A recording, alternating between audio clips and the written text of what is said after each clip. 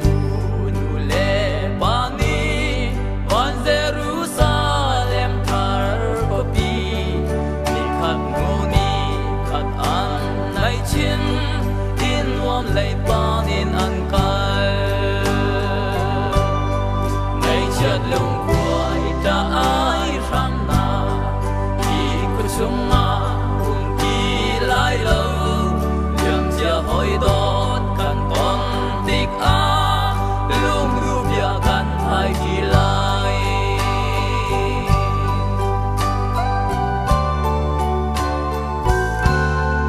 ul lei a nu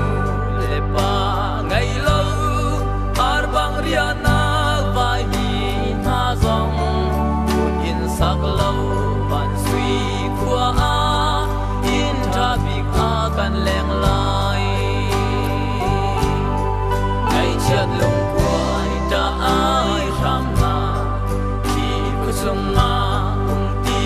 lai lo liang chia hoi do kan ton tik a lung lu bia kan hai ki lai